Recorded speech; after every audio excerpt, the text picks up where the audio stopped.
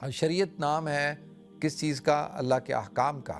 الحلال بین والحرام بین، حلال بھی واضح ہے، حرام بھی واضح ہے۔ ہر چیز کو اللہ تعالیٰ نے وضاحت کے ساتھ بیان کر دیا۔ اللہ کے رسول صلی اللہ علیہ وسلم نے بیان کر دیا کہ کیا چیز حلال ہے، کیا چیز حرام ہے، کیا چیز جائز ہے، کیا چیز ناجائز ہے۔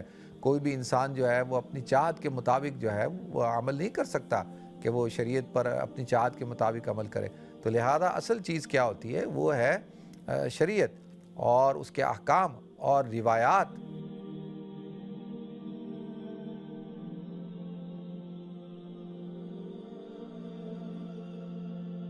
اب شریعت نام ہے کس چیز کا؟ اللہ کے احکام کا۔ الحلال بین والحرام بین، حلال بھی واضح ہے، حرام بھی واضح ہے۔ ہر چیز کو اللہ تعالیٰ نے وضاحت کے ساتھ بیان کر دیا۔ اللہ کے رسول صلی اللہ علیہ وسلم نے بیان کر دیا کہ کیا چیز حلال ہے، کیا چیز حرام ہے، کیا چیز جائز ہے، کیا چیز ناجائز ہے۔ کوئی بھی انسان جو ہے وہ اپنی چاہت کے مطابق جو ہے وہ عمل نہیں کر سکتا کہ وہ شریعت پر اپنی چاہت کے مطابق عمل کرے۔ اگر لوگوں کی چاہتوں پہ چھوڑ دیا جائے تو پھر تو انسانوں کی مختلف طبیعتیں ہوتی ہیں، مختلف مزاج ہوتے ہیں۔ ہر انسان کی طبیعت الگ ہے، ہر انسان کا الگ مزاج ہے، تو وہ اپنے مزاج کے مطابق، اپنی طبیعت کے مطابق پھر شریعت پہ چلے گا۔ تو لہذا اصل چیز کیا ہوتی ہے؟ وہ ہے شریعت اور اس کے احکام اور روایات۔ اور جو ہماری جو روایات ہیں، دیکھیں روایات اس اعتبار سے میں کہہ رہا ہوں کہ ہمارے ہاں نماز کا ایک طریقہ کار موجود ہے، اور 1400 سال سے ہم نماز ویسے ہی پڑھتے ہیں جیسے حضور اکرم صلی اللہ علیہ وسلم پڑھتے تھے۔ تو نماز اسی طرح ہی پڑھی جاتی ہے، یعنی رکوع سجدے کے ساتھ 5 وقت، اور اس کے سارے احکام، ساری شکل صورت اسی طرح سے ہے۔ کوئی یہ نہیں کہہ سکتا کہ بھئی جیسے نصارہ نے نماز کے طریقے کو بدل دیا، جوئش نے نماز کے طریقے کو بدل دیا، مسلمانوں نے نہیں بدلا۔ مسلمانوں کے ہاں الحمدللہ آج بھی نماز اسی طرح سے پڑھی جاتی ہے۔ آج بھی مسلمان روزہ اسی طرح سے رکھتا ہے جس طریقے سے قرآن میں حکم دیا گیا، جس طریقے سے اللہ کے رسول صلی اللہ علیہ وسلم نے ہمیں حکم دیا۔ یعنی یہ نہیں ہے کہ جی ہم اور جو مذاہب ہیں ان کی طرح ہم نے روزے کی شکل کو بدل دیا ہو۔ اسی طریقے سے زکوٰۃ کا ایک پورا ایک نظام ہے، ایک کانسیپٹ ہے، زکوٰۃ اسی طرح سے دی جاتی ہے، انہی چیزوں میں دی جاتی ہے، اس کے مصارف ہیں۔ اسی طریقے سے حج ہے، حج اسی طرح سے ہوتا ہے جس طریقے سے اللہ کے رسول صلی اللہ علیہ وسلم نے اپنے حجۃ الوداع کے موقع پر کہا کہ مجھ سے خذوا عنی مناسککم، مجھ سے تم حج کے جو مناسک ہیں ان کو سیکھ لو، ہو سکتا ہے اگلے سال میں تم میں نہ ہوں۔ تو الحمدللہ صحابہ کرام نے سیکھا، اور صحابہ کرام سے پھر چلتے چلتے ائمہ کرام، اور پھر محدثین، مجتہدین، علماء، فقہاء، اور آج تک الحمدللہ ہمارے پاس موجود ہے۔ تو ہم اسی شکل اور صورت کے ساتھ حج کو کرتے ہیں جیسے کہ حج کرنے کا حکم دیا گیا۔ تو یہ مسلمانوں کی روایات ہیں، اور مسلمانوں کا طرہ امتیاز یہی ہے اسلام کا، کہ اسلام جو ہے وہ اپنی اصل شکل اور صورت کے ساتھ موجود ہے۔ وہ اگرچہ اس میں اب یہ ضرور ہم کہہ سکتے ہیں کہ آج ہم اخلاقی طور پر جو ہے تنزلی کا شکار ہو چکے ہیں۔ ہمارے ہاں ایک شخص جو ہے وہ 5 وقت کا نمازی ہوگا، دیندار ہوگا، وہ اپنے لباس پر اور اپنے چہرے پہ، سر کی ٹوپی پہ، داڑھی پہ، نماز پہ، ظاہری چیزوں پہ اس کا بڑا فوکس ہوگا اور بڑا پابند ہوگا، لیکن جب وہ معاملات کی طرف آئے گا تو معاملات اس کے خراب ہوں گے۔ یعنی خاص طور پہ مالی معاملات کے اندر بہت زیادہ لوگوں کے اندر خرابی آ چکی ہے، وہاں پہ وہ ٹھیک نہیں ہے۔ تو یہ چیز بھی اب سمجھنے کی ضرورت ہے کہ صرف ایسا نہ ہو کہ آپ صرف روایات کو لے لیں اور جو شکل ہے اس کو لے لیں، صورت کو لے لیں، لیکن روح کو، اصل کو آپ چھوڑ دیں۔ تو اسلام ایک پورے پیکج کا نام ہے۔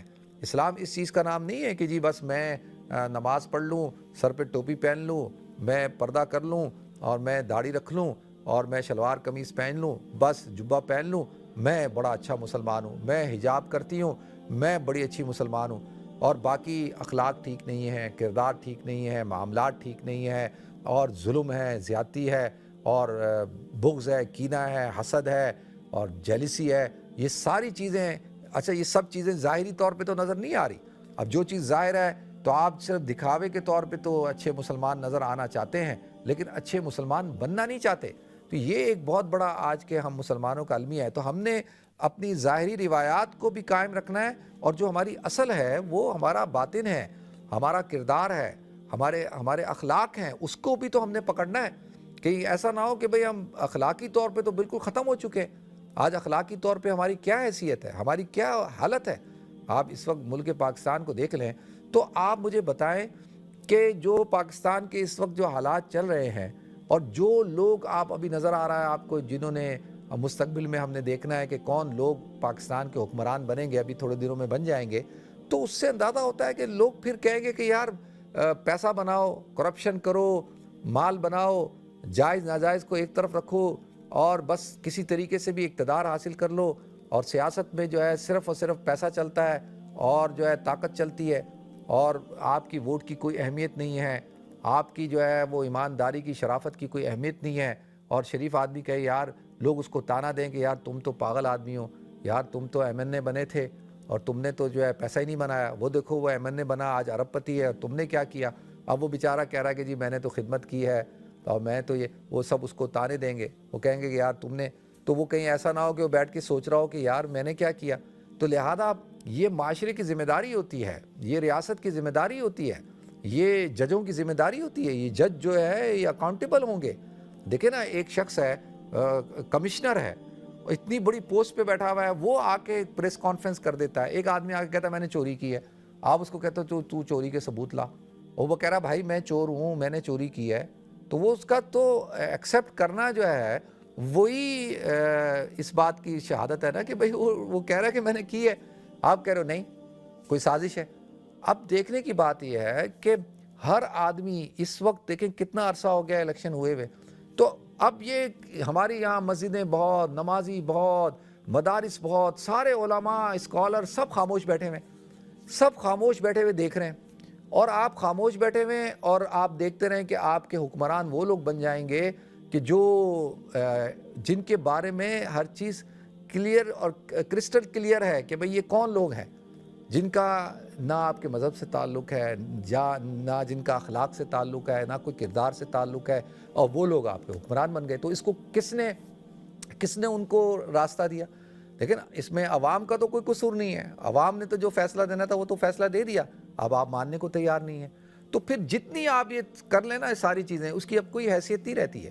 پھر ایک وقت آتا ہے کہ بس انسان کہتا ہے ٹھیک ہے بھائی اللہ اللہ کرو، چھوڑ دو، جس طرح سے چل رہا ہے چلنے دو۔ تو یہ بڑا نازک وقت ہوتا ہے، خطرناک وقت ہوتا ہے۔ ایسی صورتحال سے اللہ تعالیٰ جو ہے ہم سب کو بچائے۔